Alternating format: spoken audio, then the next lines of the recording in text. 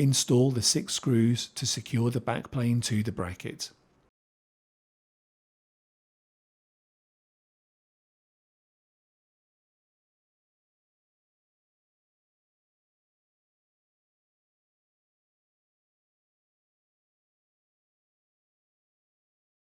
Align the bottom connector on the backplane to the corresponding connector on the system board and then push the backplane into place. Connect the cable to the backplane. Install the PCIe expansion tray, the chassis air baffle and the PCIe riser cages or fillers.